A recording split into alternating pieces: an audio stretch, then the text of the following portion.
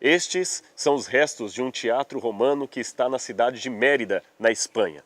Aqui vários espetáculos ocorreram para entreter o povo daquela ocasião. Havia uma mistura muito grande entre arte, riqueza e religião. Exatamente onde eu estou ficava o Sacrarium, um local onde, a partir do segundo século depois de Cristo, a figura do imperador era adorada como um deus. Religião, riqueza, poder. Isto nos faz lembrar a mensagem especial que o apóstolo João, inspirado por Deus, escreveu à igreja de Laodiceia. Um grupo de cristãos que, inspirado ou quem sabe vislumbrado no poder e na glória de Roma, misturou a fidelidade a Cristo com a fidelidade ao imperador. Eles se achavam ricos, poderosos, abastados, de nada tendo falta, mas eram espiritualmente pobres, cegos e nus. A mensagem à Laodiceia reflete para nós a própria imagem do cristianismo moderno. Às vezes nos sentimos ricos, poderosos, mas carecemos da graça de Cristo.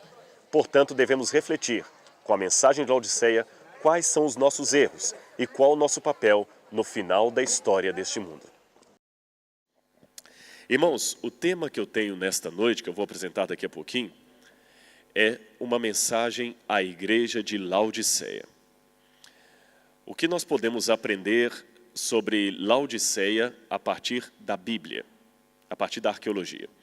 Mas de antemão eu gostaria de passar alguma coisa com os irmãos de uma experiência que marcou muito o meu ministério na África. Eu já havia mencionado aqui durante as reuniões que eu ia falar um pouquinho da África. Há várias pessoas da África aqui, de Angola, acredito que de outros países da África também. Eu tive a oportunidade de pregar no Sudão e em Moçambique.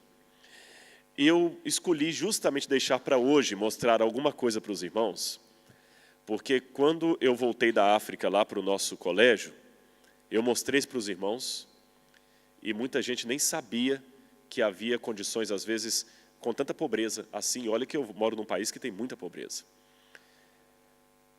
E eu falei lá no NASP assim, irmãos, eu acredito que o problema é que, às vezes, nós temos demais.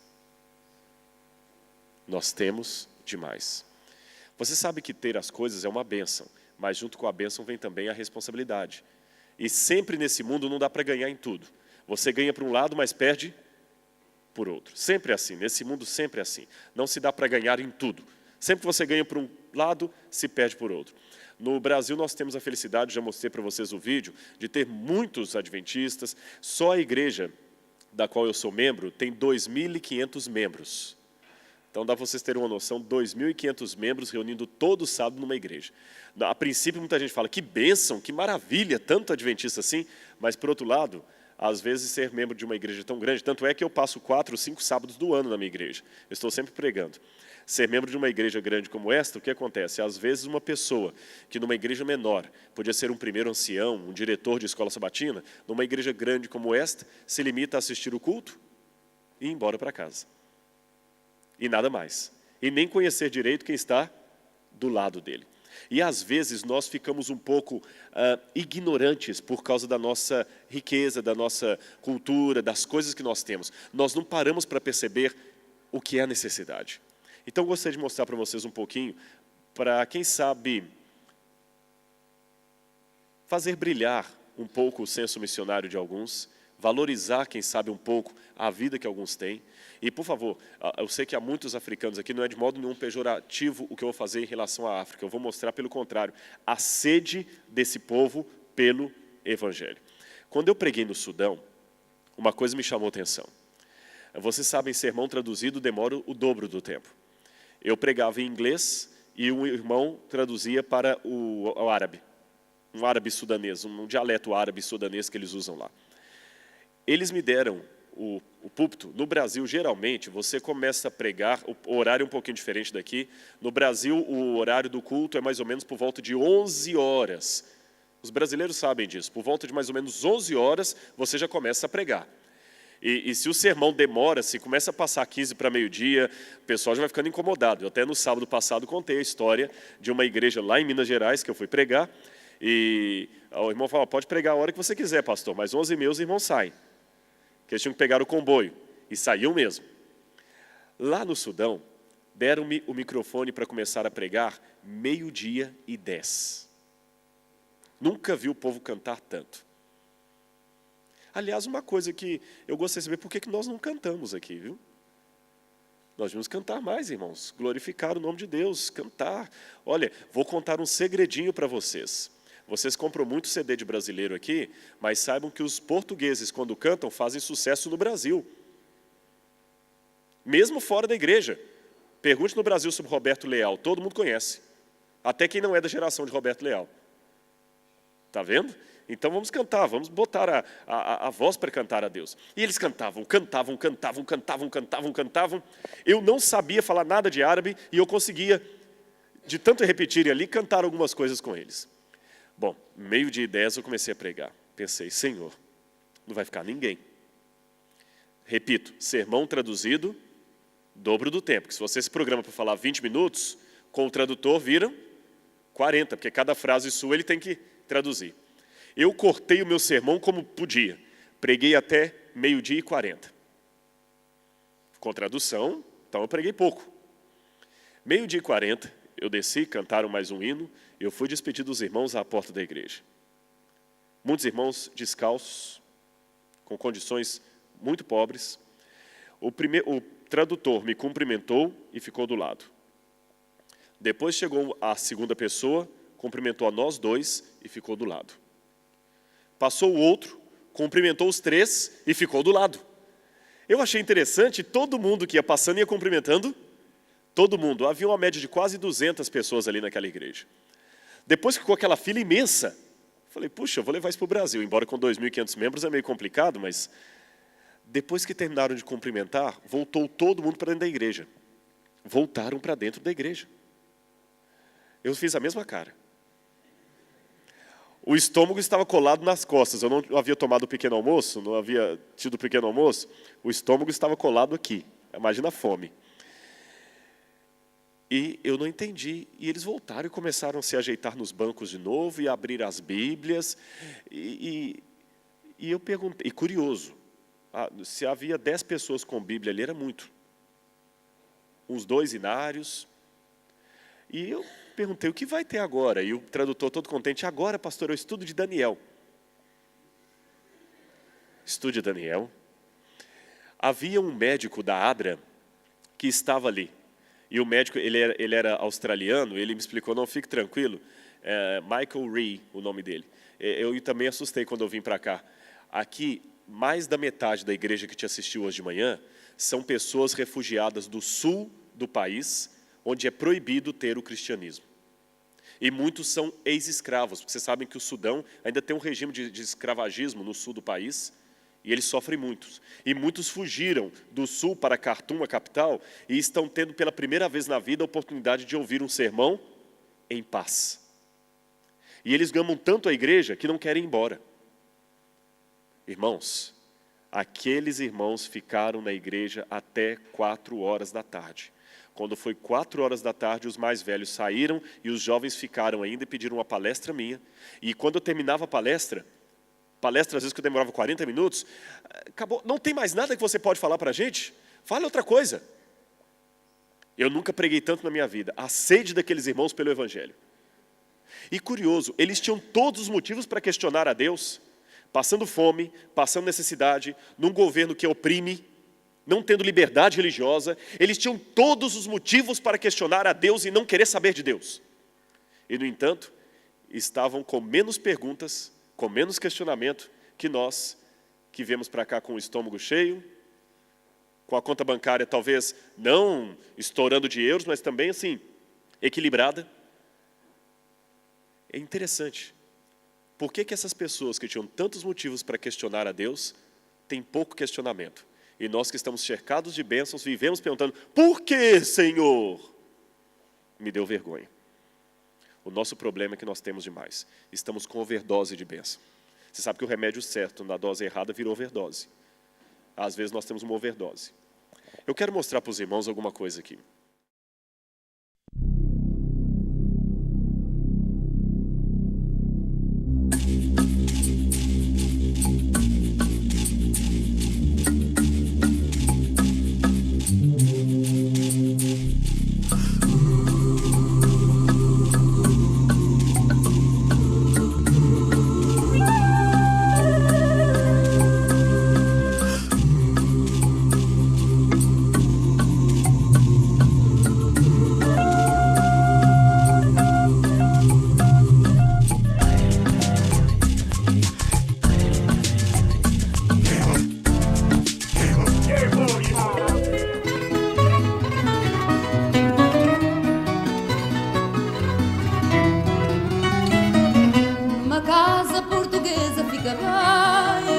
pão e vinho sobre a mesa. E se à porta humildemente bate alguém e senta-se à mesa com a gente.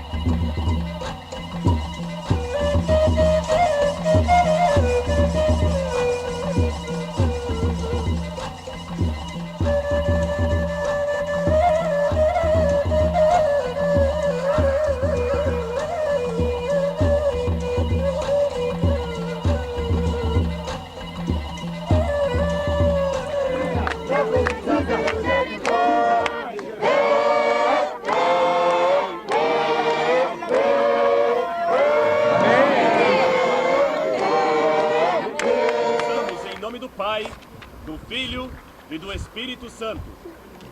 Amém. Amém.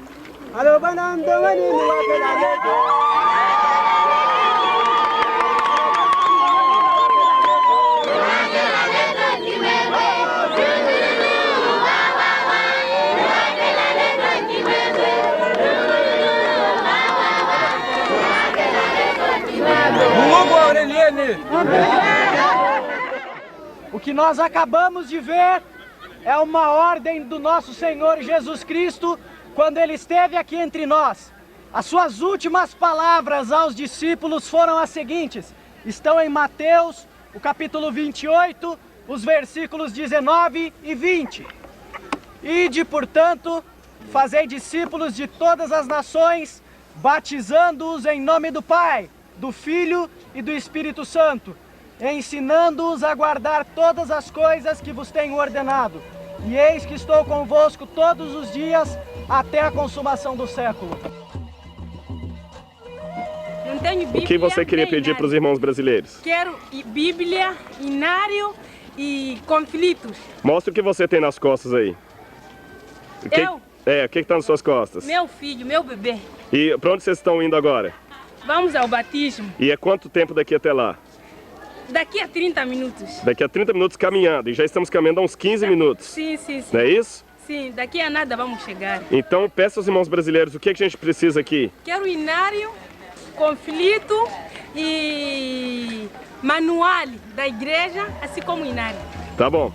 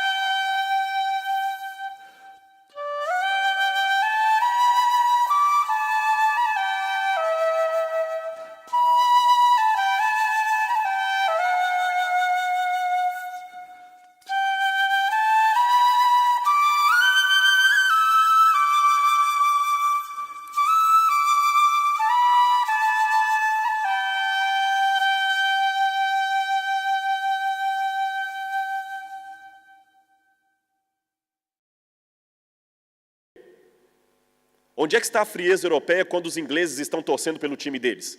Lá não tem frieza. Aí todo mundo vibra, grita, gol. E se ganham do Brasil, que é considerado um grande país na área do futebol, aí a alegria é dobrada. Para tudo.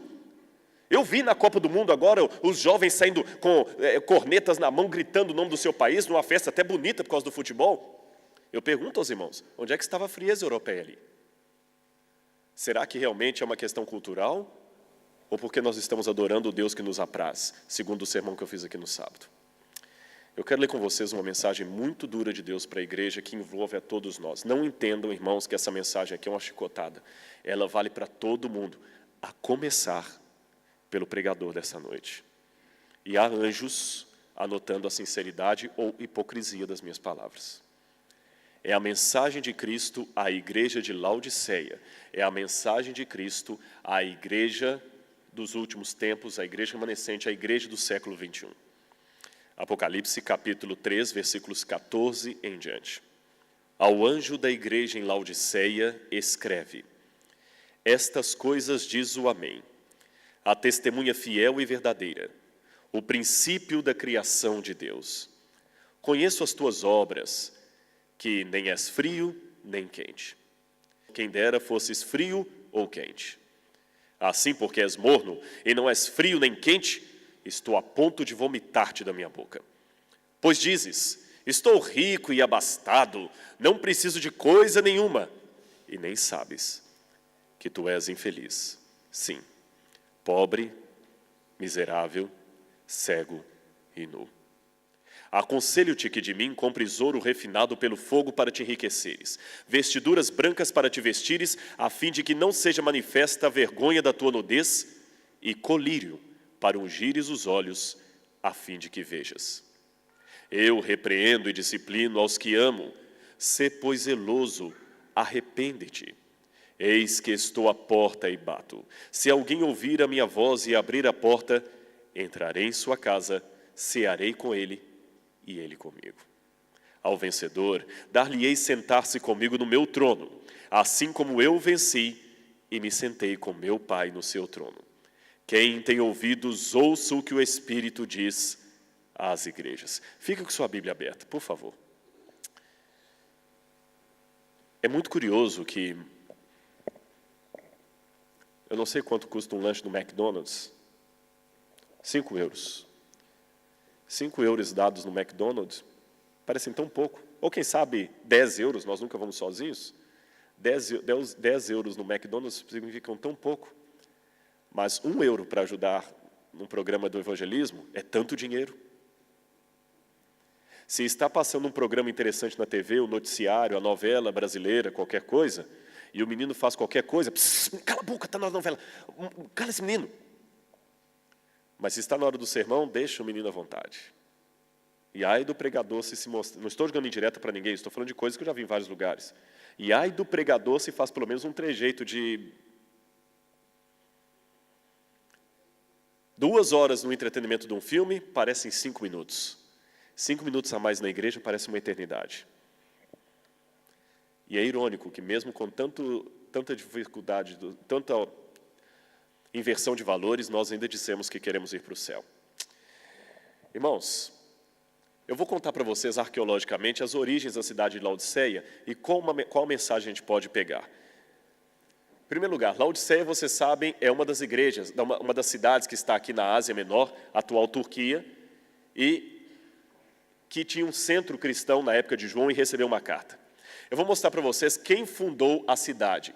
Esta é a moeda que traz o rosto do homem que fundou a cidade de Laodiceia. O seu nome, Antíoco Epifânio Teos, ou Antíoco Teos II. Ele fundou várias cidades que ele ia conquistando. Na verdade, algumas cidades já existiam. Ele só as reformou e mudou o nome dele. E ele tinha uma mulher, uma esposa, chamada Laodice. Ela aparece aqui no fundo, olha, Laodice. Laodice era a mulher de Antíoco. Feia, né? Mas ele a amava. A amava tanto que ele pegava a cidade que ele conquistava e, se a cidade era grande e promissora, ele trocava o nome da cidade e colocava o nome de Laodiceia em homenagem a Laodice, a sua esposa. Entenderam? Tanto é que nós já encontramos 5 cidades chamadas Laodiceia. Na Índia, tem os restos de uma cidade que Antíoco conquistou, chamada Laodiceia. Mas aquela Laodiceia que João enviou a carta é a que está na Ásia Menor.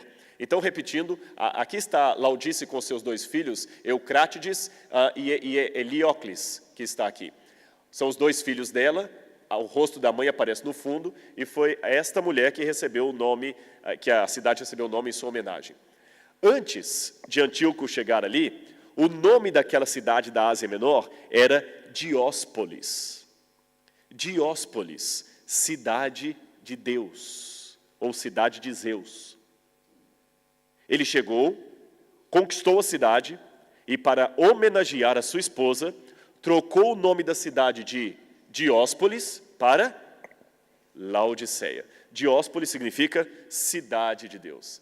Agora, Antíoco parece muito com o anticristo. Ele não é o anticristo. Vocês viram no trimensário que o anticristo é um outro poder romano que ia surgir depois. Mas Antíoco lembra em alguma coisa o inimigo do povo de Deus. O nome Antíoco segundo Theos. Anti, contra.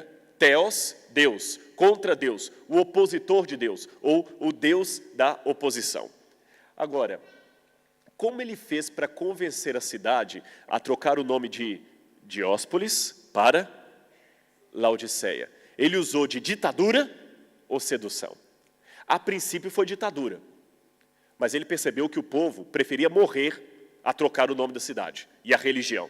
Então o que ele fez? Ele começou a seduzir a cidade. Uma coisa curiosa, a palavra Laodiceia, Laos significa povo, de onde vem a palavra leigo, povo, Laos. Dikaios significa julgamento. Laodiceia, você pode traduzir de 2 maneiras. Julgamento do povo ou o povo que julga. Perceberam? A cidade que antes se chamava Cidade de Deus passou a ser a cidade do povo que julga. O que significa isso, o povo que julga? Agora quem dita as regras não é mais Deus, é o povo, é a cultura popular, é como o povo acha, é o que vota a maioria, é o que o povo decide, é para o bem do povo. Vamos agora alcançar o povo do jeito que o povo é o cliente, é o povo que julga.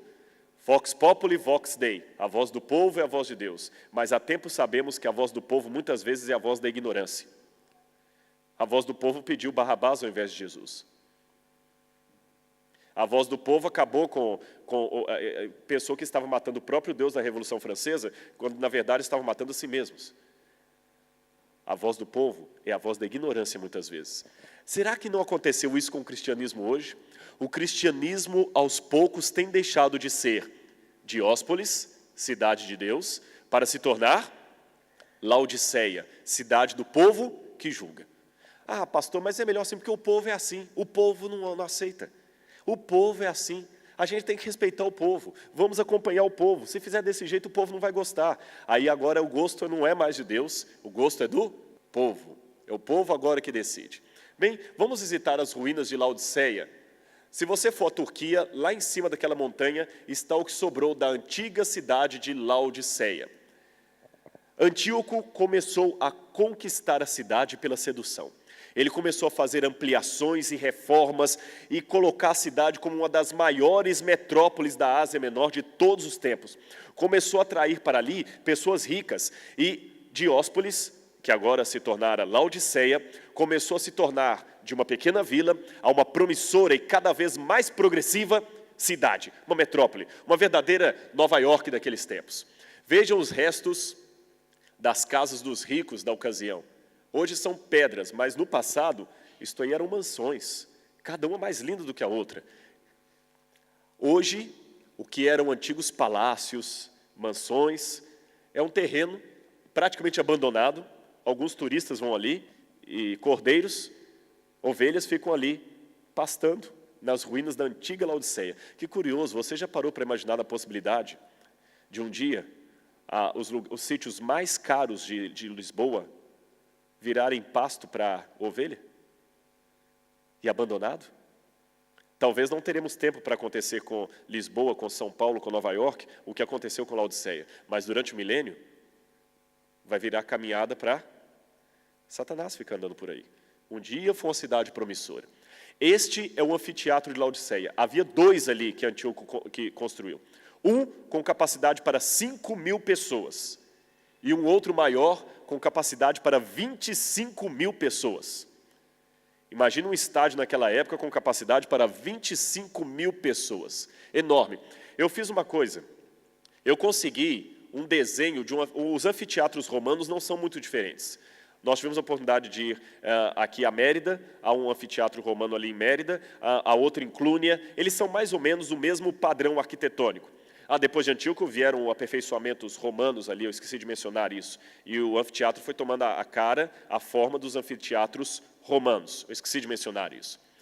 Ele era mais ou menos assim na época. Então, vou voltar aqui à foto. Hoje, ele está assim. Estão vendo a arquibancada aqui? Praticamente não sobrou nada, só a arquibancada do anfiteatro de Laodiceia. Naquele tempo, olha como ele era lindo. Imagine isso aqui repleto de pessoas vendo os espetáculos. Parece muito com o de Mérida. Parece muito com o que está aqui em Mérida. Imagine isso cheio de pessoas, 25.000 pessoas assistindo espetáculos ali, se entretendo com a arte circense, adorando os deuses e agora ficando felizes e até orgulhosos por não ser mais cidadãos de uma vila pequena chamada Dióspolis, mas da grande metrópole de Laodiceia. A cidade do povo que julga, o povo que decide o que é bom, o que é melhor. Não é mais assim, diz o Senhor, é assim diz o povo, assim diz a minha experiência, assim diz a minha razão, assim diz o meu questionamento. Era lindo isso mesmo. Só o que no passado era assim, hoje é isso aqui. Tudo em vão. Vaidade, vaidade, porque tudo é vaidade. Havia também, isso foi construído depois de Antíoco, havia um hipódromo ali, lugar para corrida de cavalos, sobraram apenas algumas arquibancadas e a arena, que era muito semelhante àquela que havia em Roma, capital. Uma outra igual foi construída em Laodiceia. Esse desenho aqui é do de Roma, um idêntico havia em Laodiceia do mesmo tamanho. Então vocês veem, a cidade se rivalizava, mesmo depois de Antíoco, ela continuou crescendo, eu já estou agora no período romano. Ela rivalizava com a capital do império.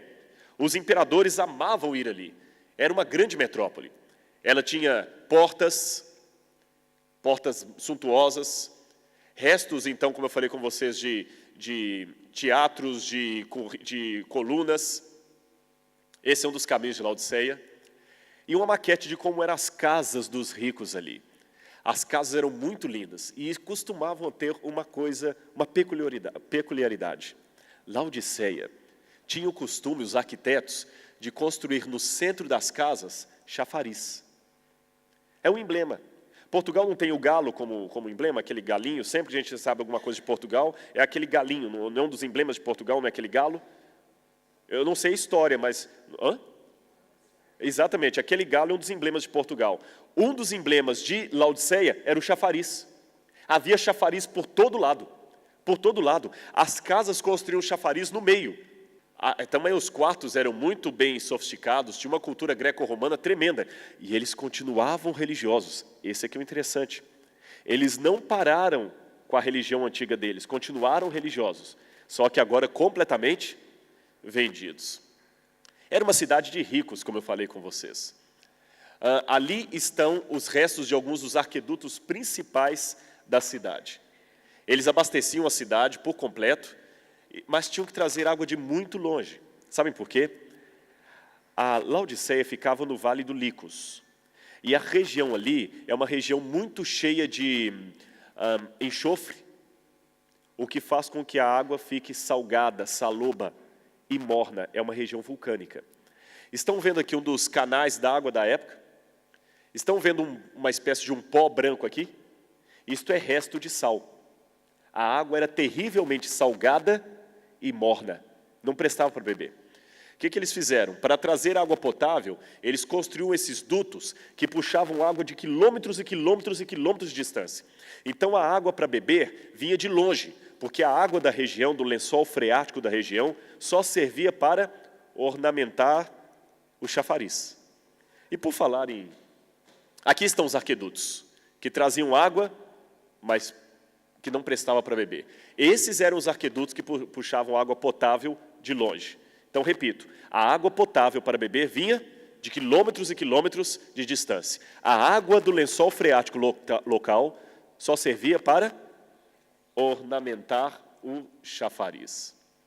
Aqui estão as ruas das avenidas, onde haviam os malls, os shoppings. E por falar em chafariz, eu tenho aí a representação de um outro chafariz típico dos que havia em Laodiceia. Havia uma brincadeira que os laodicenses faziam com as pessoas. Quando chegava alguém ali com intenso calor, via água cristalina saindo do chafariz e não sabia, era um turista. Na sede, o que ele fazia? Ia beber. Quando ele pegava a água que ele colocava na boca, ele cuspia imediatamente, aquilo dava uma ânsia de vômito tremenda nele, que era como se estivesse bebendo água do mar. E as pessoas riam com aquilo. E virou, na época do primeiro século, uma anedota dizer, ele foi enganado pelas águas de Laodiceia. Bonitas, límpidas, cristalinas, mas não prestavam para beber. Eram mornas, salgadas. Entendem por que Cristo fala na carta, tu és morno? Quem deras fosse quente ou frio, mas como és morno, estou a ponto de vomitar-te da minha boca. João, inspirado por Cristo, pegou um elemento que havia lá em Laodiceia, literal, histórico, e transformou em símbolo para colocar os cristãos para refletirem. As águas de Laodiceia. Veja a quantidade de sal. Realmente era uma água que não prestava para beber. Agora, é curioso, o mesmo sal que contaminava a água, o mesmo enxofre e sal que contaminavam a água, era uma matéria-prima para fazer uma coisa, colírio. Esse frasco aqui é um frasco com um pequeno colírio encontrado em Laodiceia. Havia dois tipos de colírio. Havia um colírio que era como um óleo, um azeite, tipo azeite de oliva, que a pessoa pingava nos olhos e lavava os olhos. E era desse tipo de jarrinho. E havia um outro colírio que era como se fosse uma pasta, um creme. E o lugar na Ásia que fabricava esses colírios a partir da matéria-prima local era Laodiceia. Olha aqui uma coisa interessante que encontraram na Inglaterra. Encontraram uma latinha com uma espécie de cosmético ou pomada para as vistas, que deduzem ter vindo de Laodiceia. Foi importada de Laodiceia para cá, e encontraram isso há uns 4 anos. E o que chamou a atenção dos arqueólogos quando a encontraram, é que ela ainda tinha na tampa, é lógico que agora o creme estava endurecido, a marca dos dedos da última vez que alguém usou. Importação de Laodiceia. Olha que curioso isso aqui. Agora eu vou mostrar para vocês a maior especialização de Laodiceia. O que é isso aqui que vocês estão vendo? Um homem, um outro sentado, e o que ele está fazendo? Examinando os olhos do outro. Não é isso? É um médico oculista, ou oftalmologista. Laodiceia tinha a maior escola de oftalmologia de toda a Ásia Menor. Todos os grandes especialistas em olhos, quando queriam ter estudos mais graduados, iam para Laodiceia. E ela fabricava o colírio. Agora é interessante a ironia de Cristo. A cidade que tinha a faculdade de oftalmologia, a cidade que tinha o colírio, ele fala, você é cega. Eu aconselho que você compre de mim colírio para você poder enxergar. Uma cidade rica, ele chama de pobre. Uma cidade que tem águas bonitas, ele fala, você é morna como as suas águas. Uma cidade que tinha uma escola de oftalmologia, ele fala que ela era cega. E mais, Laodiceia tinha um grupo de cabras e ovelhas que tinha uma lã negra, muito especial, que fazia um tipo de tecido também muito especial, que era espalhado pelo redor do mundo. Para fazer uma comparação, hoje as grandes grifes mundiais vêm de Milão, Paris, são essas cidades geralmente que ditam a moda mundial. Milão, Paris, são essas cidades. Na época era Laodiceia. As pessoas da corte queriam saber qual era a última moda em Laodiceia, especialmente as mulheres. E aqui eu tenho algumas das roupas. Um estilo greco-romano, que eram confeccionadas em Laodiceia. É lógico que essas roupas são modernas, isso é cópia, é réplica, mas feitas a partir de desenhos, de pinturas, do que as pessoas tinham em Laodiceia. Então era mais ou menos assim que as jovens senhoras de Laodiceia vestiam. E era uma moda, produtora de tecido. E Jesus fala, você está nua, pobre, cego e nu. E a arrogância de Laodiceia? Que arrogância! Uma tremenda arrogância em meio ao caos. Nos anos 60 depois de Cristo, houve uma série de terremotos de maior ou menor abalo sísmico que danificaram toda a região ali do Vale do Licos. E Laodiceia foi tremendamente arrasada. O terremoto acabou com a cidade. Mais de 70% dos seus prédios vieram abaixo, foi uma perda quase total. O imperador de Roma mandou um comissário, alguém, uma equipa, em cada cidade atingida pelo terremoto, para oferecer ajuda imperial. E quando eles chegaram à porta, aos grandes portais da cidade de Laodiceia, o rei de Laodiceia nem foi recebê-los, mandou um emissário lá na porta falar com eles, escuta, vocês estão querendo nos ofender? Como? Vocês estão arrasados, viemos trazer a ajuda imperial, não precisamos da ajuda do imperador. Diga para ele que nós temos pessoas ricas o bastante na nossa cidade para reconstruir sem precisar de esmolas. Isso passou na história romana, ficou uma coisa muito desagradável, porque passou como sendo a arrogância dos laodicenses, o orgulho dos laodicenses, que acabaram fazendo uma desfeita ao imperador, por não aceitarem a ajuda do imperador, porque eles diziam ter dinheiro bastante para se reconstruir sem necessitar de ajuda. Entendem agora por que Cristo escolhe justamente essa cidade para representar o cristianismo final? Você acha que é rico? Mas você é pobre. Você acha que tem muito roupa porque você produz roupa? Você está nua. Você acha que enxerga muito bem por causa do óleo, do azeite que você produz aí, do colírio? Eu aconselho que você compre o colírio de mim, porque você está cega. Esta é a realidade de hoje. Realmente aquela cidade parecia rica. Só para vocês terem uma noção, Polemo era um homem tão rico, um dos ricos da cidade, ele era tão rico, que ele tinha lastro para fabricar uma moeda própria. Ele tinha lastro em metal, em prata e ouro, para fazer uma moeda para si. Ele foi convidado certa vez pelos senadores para ser um imperador em Roma e ele não quis. Naquelas brigas ali, não é? Quem seria? Ele foi convidado, Polemo. Ele sozinho construiu um anfiteatro e algumas coisas mais. O que aconteceu à igreja de Laodiceia? Será que eles atenderam ao apelo de João? A história parece dizer que sim, porque muitos cristãos ali acabaram sendo martirizados. Este é o local onde alguns acreditam seriam os restos da igreja cristã ali do 2º século.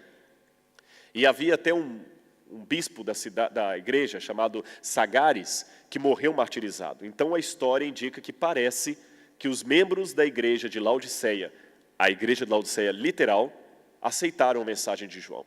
Agora, e quanto à Laodiceia de hoje? Eu quero terminar esse sermão mostrando algumas coisas para os irmãos pensarem. Se você analisar as 7 cartas do Apocalipse, as 7 igrejas, você vai perceber que em cada uma delas há uma mensagem de Cristo alusiva à sua volta a este mundo. Os versículos estão aqui. Para a cidade de Éfeso, Jesus disse assim, arrepende-te, senão, e se não, venho a ti. Ele está falando, eu vou voltar. Ele vem. Cidade de Esmirna, sê fiel até a morte, e dar-te-ei a coroa da vida. Cidade de Pérgamo, portanto, arrepende-te, e se não, venho a ti, sem demora. Tiatira, conservai o que tendes, até que eu venha. Sardes, se não vigiares, virei como um ladrão, e não conhecerás de modo nenhum em que hora virei contra ti.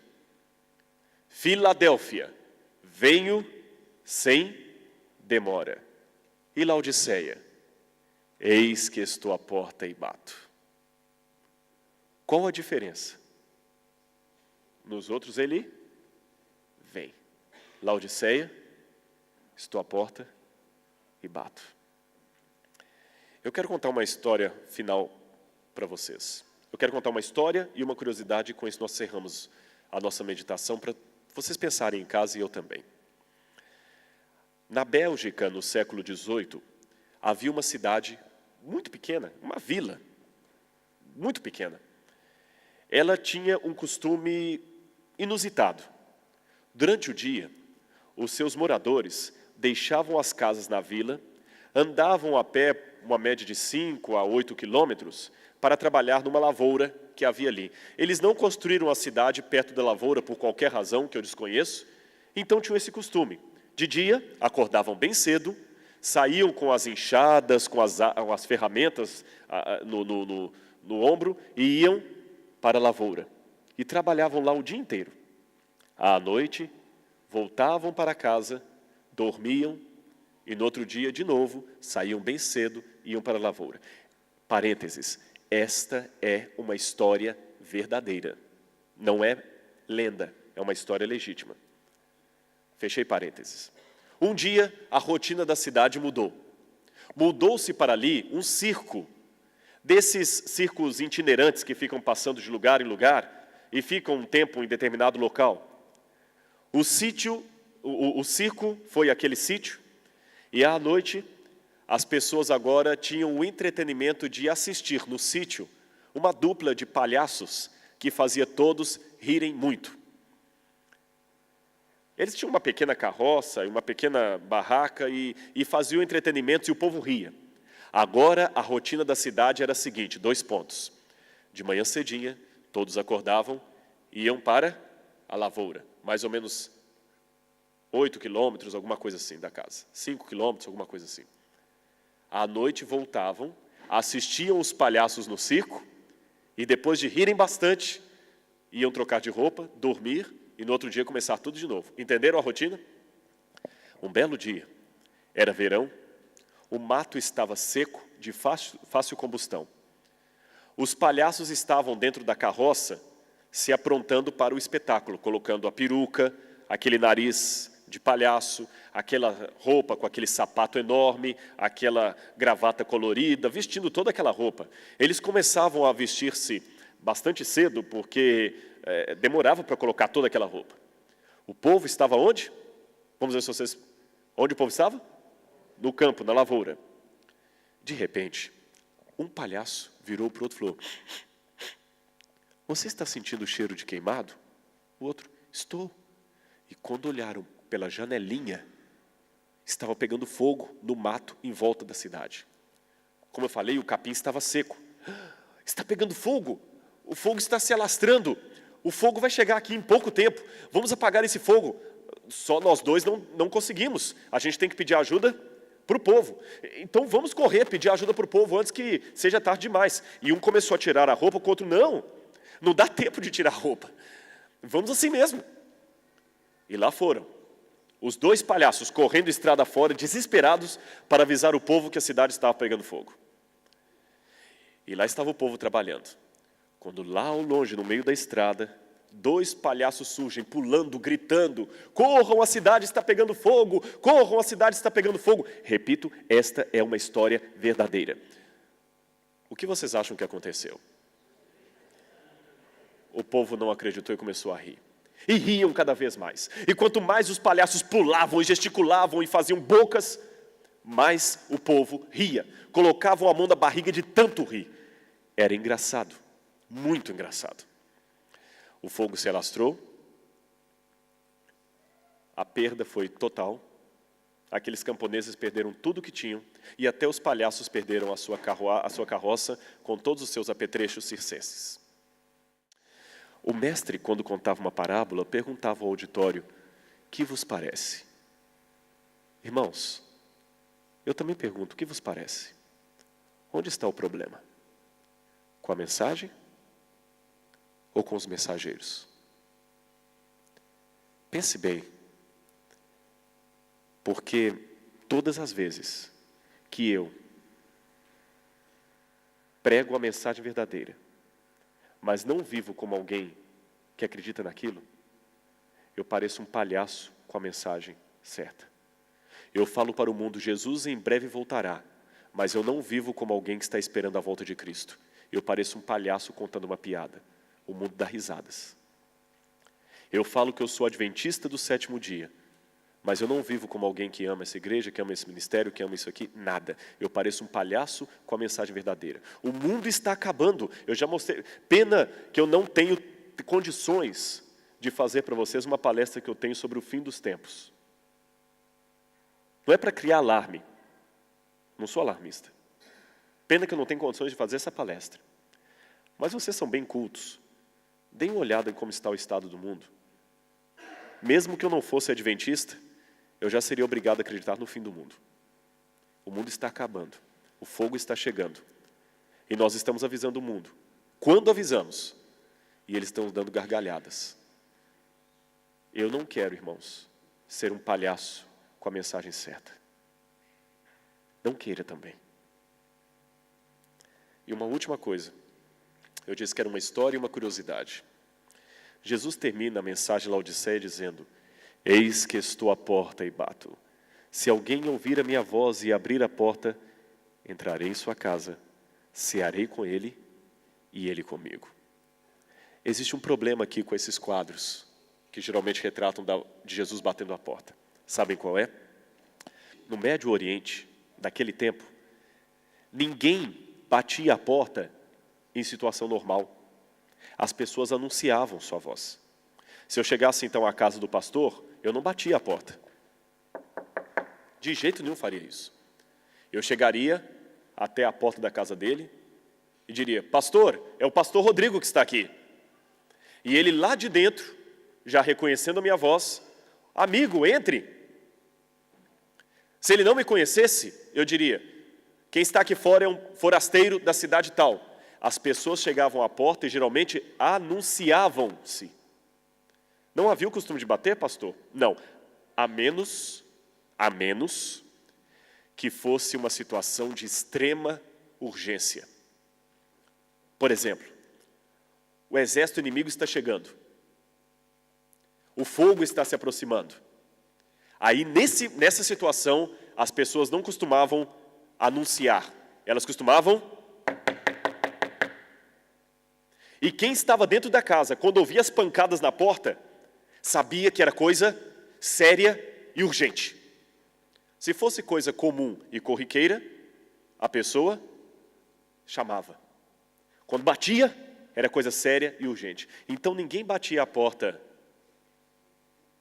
Eram burros, porque coisa séria e urgente estava acontecendo aqui fora. É muito interessante que no Apocalipse Jesus não diz: eis que estou à porta e me anuncio. Eis que estou à porta e bato. Então não é uma batida comum. É um burro. Abram essa porta para o bem de vocês. Não sou eu que estou perdido, precisando de abrigo. É você que deve me deixar entrar na sua casa. Abre essa porta para o seu próprio bem, filho. Jesus está mais interessado em salvar você do que uma mãe de tirar um filho de uma casa pegando fogo. Não deixe que o secularismo o faça surdo a isso. Ele quer para o seu próprio bem. Seja inteligente, dê uma chance para Deus. Você não sabe mais do que Ele. Eu comecei dizendo aqui, irmãos, que eu não entendo como que num continente com tanta pobreza, eu não vi irmãos lá questionando nada. Eu não vi irmãos preocupados. Eu até elogiei, parabéns aos irmãos que eu sei que vieram com muito sacrifício para cá. Mas muitas vezes nós temos uma preguiça, sabe, trabalhei o dia inteiro, ir para a igreja ainda, tem que enfrentar trânsito. Os irmãos andavam 30 quilômetros a pé. E se o irmão me permite, você não me deu autorização, mas não estou falando nada antiético. Eu tenho um irmão aqui que nasceu em Moçambique, ele falou: pastor, você falou 30 quilômetros, o pessoal anda 60. 60. Eu amo os irmãos da África, mas eu quero estar no céu com eles. Eu não quero que eles estejam lá no meu lugar. Coloque no seu coração: eu quero entrar no céu. Sabem por quê, irmãos? Eu visitei muitos lugares bonitos, muitos lugares suntuosos. Mas no Brasil nós temos uma expressão: eu tenho vista alta. Sabe o que eu quero? eu quero é o céu. Eu não me contento com pouco. O ouro desse mundo, eu quero é o céu. Uma última coisa para você pensar. Você já raciocinou que felicidade nesse mundo é sempre sinônimo de alívio? Nossa felicidade é tão contaminada que a gente precisa do mal para ser feliz. Como assim, pastor? Eu explico. Quando é que a comida está saborosíssima? Quando você está com fome. Se você não experimentar a fome, você não sabe o que é a agradabilidade de uma comida. Quando é que o líquido, a água está deliciosa? Quando você está com sede. Quando é que você abraça com mais fervor um ente querido? Quando experimentou a saudade. Quando é que o colchão está mais gostoso? Quando você está cansado. Ninguém sabe o que é felicidade pura. Felicidade sem um antecedente de angústia para poder sentir aliviado. No céu, eu vou ter felicidade pura. Descansar sem estar cansado. Comer sem ter fome. Viver todo dia sem medo de ser feliz. Sabem qual é o meu maior sonho? Orar de olhos abertos. Já parou para pensar nisso? Orar de olhos abertos. Porque tudo em redor vai ser celestial. E eu vou para lá. Não porque eu sou bom, pelo contrário. Mas porque eu confio no sangue de Jesus. E eu convido você a fazer esse pacto comigo. De ir para o céu com Jesus. Já que eu terminei falando da porta, imagine aquele abraço que você vai dar em Cristo um dia. Ah, irmãos, vai valer qualquer coisa. Que Ele arranque tudo de mim. Mas eu faço qualquer coisa por aquele abraço. Espero que essa seja a certeza da sua vida também. Não interessa se você é europeu, se você é africano, se é latino-americano, você é gente como eu. E é de você que Deus ama, que Deus gosta, é você que Ele ama. Eu faço qualquer coisa por aquele abraço ali. Qualquer coisa. Me matem, eu quero aquele abraço. E eu vou ter aquele abraço um dia. Eu tenho certeza, o meu Deus não vai falhar comigo. Ele está à porta e bate. E amanhã, vamos a uma ceia.